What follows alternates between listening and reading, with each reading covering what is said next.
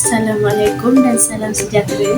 Saya Nur Adriana binti Hamiduddin daripada Fakulti Pendidikan dan Pengajian Umum Universiti Kolej Yayasan Pahang. Okey, ini ialah isi kandungan. Yang pertama ialah pengenalan, pernyataan masalah, penerangan inovasi, demonstrasi produk, impak inovasi dan akhir sekali ialah penutup. Seterusnya ialah penyertaan masalah. Isu yang dihadapi ialah yang pertama, kanak-kanak mudah hilang fokus dan cepat bosan semasa pembelajaran. Yang kedua ialah penglibatan aktif murid semakin berkurangan. Yang ketiga, kaedah pengajaran biasa kurang menarik perhatian kanak-kanak. Dan yang keempat ialah guru menghadapi kesukaran menyediakan bahan PDP yang interaktif. Kepentingan inovasi. Yang pertama ialah meningkatkan fokus dan tumpuan kanak-kanak. Yang kedua, menjadikan PDP lebih menarik dan menyeronokkan. Dan akhir sekali ialah dapat membantu guru meningkatkan keberkesanan pengajaran. E-Module Attention Booster merupakan sebuah modul pembelajaran digital interaktif yang direka khas untuk digunakan oleh guru prasekolah. Modul ini boleh diakses menggunakan peranti digital. Seterusnya, klinikan inovasi. Klinikan inovasi ini ialah menggabungkan visual, audio, animasi dan aktiviti sensori.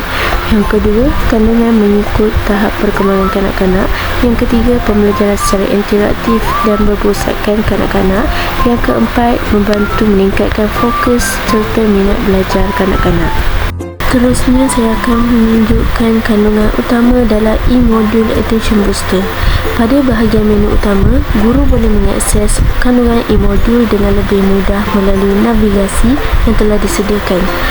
Guru juga boleh melihat bahagian pengenalan objektif dan panduan guru sebagai rujukan sebelum melaksanakan aktiviti bersama kanak-kanak. Seterusnya, terdapat bahagian pilihan misi yang menyediakan beberapa aktiviti untuk merangsang fokus dan perlibatan kanak-kanak. Bagi aktiviti permainan digital, saya menyediakan pautan kepada permainan dalam talian yang telah dipilih berdasarkan kesesuaian dengan aktiviti dan keperluan kanak-kanak. Selain itu, e-modul ini turut menyediakan bahagian Brain Break, iaitu pautan kepada video daripada YouTube dan TikTok yang mengandungi aktiviti pergerakan ringkas. Aktiviti ini boleh digunakan apabila kanak-kanak mula hilang fokus atau memerlukan rehat aktif sebelum meneruskan pembelajaran. Selepas aktiviti dijalankan, guru boleh menggunakan bahagian pemerhatian dan refleksi untuk melihat tahap fokus, pelibatan dan respon kanak-kanak. Seterusnya ialah demonstrasi cara penggunaan e-module Attention Booster.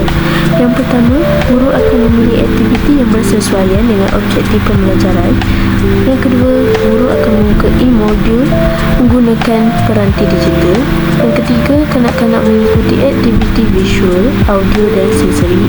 Yang keempat, guru membuat pemerhatian terhadap fokus dan pelibatan murid. Dan terakhir sekali ialah guru akan membuat refleksi bagi menilai keberkesanan aktiviti serta mengenal pasti penambahbaikan yang boleh dilakukan untuk sesi pembelajaran akan datang. Impak inovasi. Dari sudut guru, inovasi ini membantu menyediakan bahan bantu mengajar yang lebih kreatif, sistematik dan mudah digunakan. Guru juga menjadi lebih yakin untuk mengintegrasikan teknologi digital dalam proses pembelajaran. Bagi kanak-kanak pula, penggunaan modul ini berjaya meningkatkan fokus, tempoh tumpuan serta minat mereka terhadap pembelajaran. Kanak-kanak juga lebih aktif melibatkan diri dalam setiap aktiviti yang dijalankan. Impak inovasi dari sudut ibu bapa pula ialah e-modul sebagai bahan sokongan pembelajaran di rumah. Yang kedua, dapat membantu ibu bapa menjalankan aktiviti ringkas dan interaktif bersama anak-anak.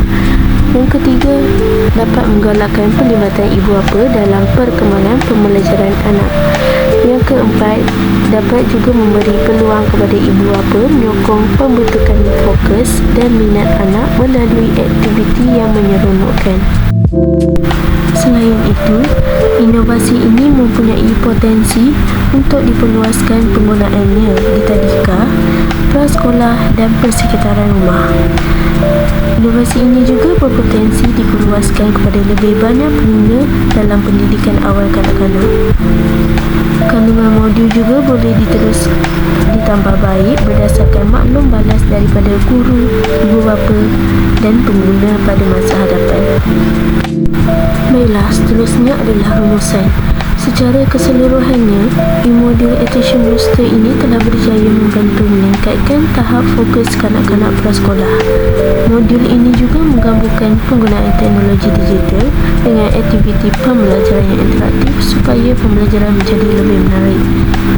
Selain itu, ia memberi manfaat bukan sahaja kepada kanak-kanak, malah turut membantu guru dalam menjalankan proses pengajaran.